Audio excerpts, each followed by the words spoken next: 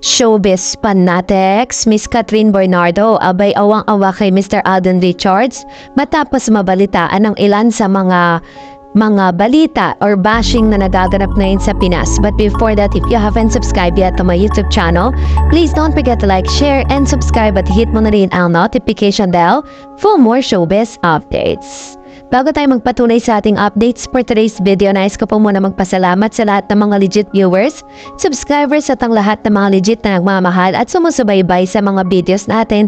Thank you so much! At ngayon pag-usapan natin ito dahil ito po ngayon ay pinag-uusapan sa isa sa mga malaking social media account or social media platform, which is yung dating Twitter na ngayon ay X.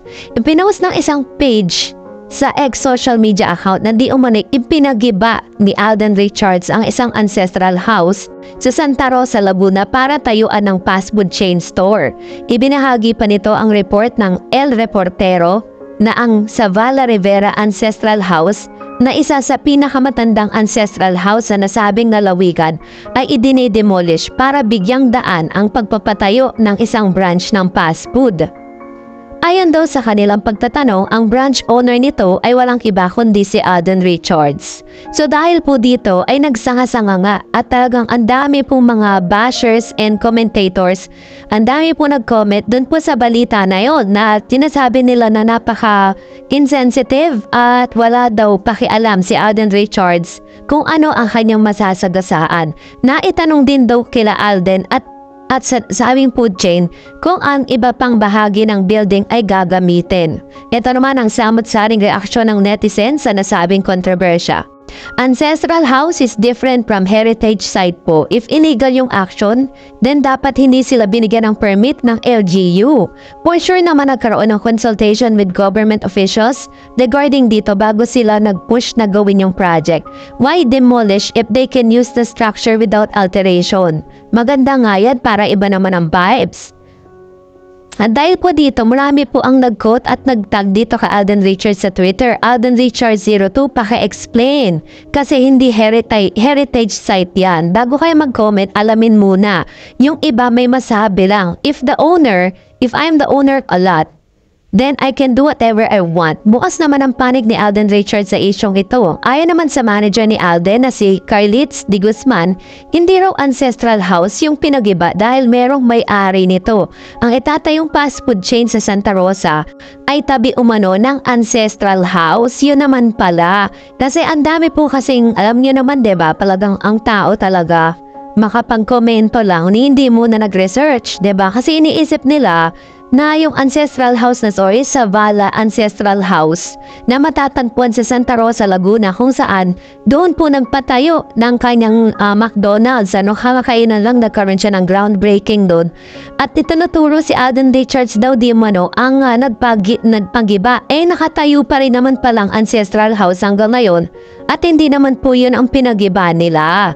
So, ito pong ancestral house na tinatawag na dito po yung Zavala Ancestral House. Sabi po dito sa Google, ito daw po ay simple dinner created by Zavala using a Spanish era kamalik, a building used to store harvested rice. I was lucky to be able to talk to architect Mario Zavala about the ancestral house of Santa Rosa. He told me about his plan for establishing a network that will protect the heritage sites of this city, especially Cuartel de Santo Domingo, Spanish era barracks used by the Spaniards to ward off bandits coming in from Cavite. So ganito yung historical place na to. Kaya napaka-imposible po na si Alden Richards pa mismo ang bibili ng site na ito para lang pagtayuan ng McDonald's, diba? So, nilinaw po ng manager at ng pamunuan na nag-handle po kay Mr. Alden Richards na hindi totoo yung mga chismis na kumakalat patungkol sa pagpapagiba niya nga ng nasabing ancestral house.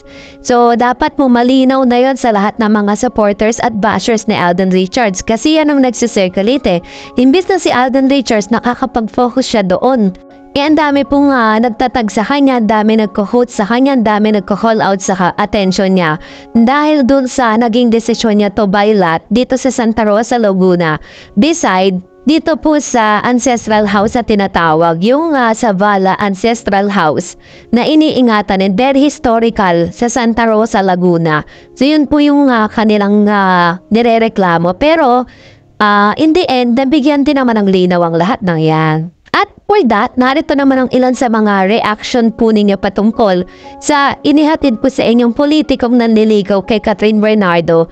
Pinakilala na natin sila sa inyo. Sabi ni Miss Renato Sayan, "Hi Miss Dar-Ez, it's been a while bago ako nakapag-comment sa update mo sa YouTube channel. Anyway, sa bagong updates about politician, Mayor Alcala, I forgot kung sino kina Christy Permin or OG Diaz ang merong video talking about Mayor Alcala. Just recently lang yung basta pinag-usapan nila yung nililigaw ni Mayor Alcala. And hindi sikat yon. It was Kim Chu. Dagdag pa nga dun sa rumors about Kim Pao. Sinabi nga nila just for the show lang ang Kim Pao. Because nakita nila si Kim Chu. Ang naglabas kasi ng balita patungkol sa panliligaw na ito, yung PEP na naman. So, ibig sabihin, hindi na naman pala totoo yun. I-research talaga natin yan. And sabi nga daan, having a dinner date, Mayor Alcala at dinalaw din si Kim, si Mayor sa office niya sa Lucena City. So, dyan sa rumor ng PEP, medyo malayo yan sa katotohanan. Again, hula na naman ang PEP yan. Yung source ng PEP pumalpak na naman. Diba? Sabi ni Miss Renato, Miss Dar-Ez, about dun sa mga videos circulating sa Pinas, me and my family was there, witness that it was day 3 shoot, and yes, it was with Alden Fan. Kasi itong misis kay Alden, dahil din sa Dimple. Anyway, sobrang lapit namin dyan sa location shoot area. Matatanaw ko ang mga tao sa loob ng bahay na yan. Pagbukas ng pinto, kaya yun una lumabas si Alden.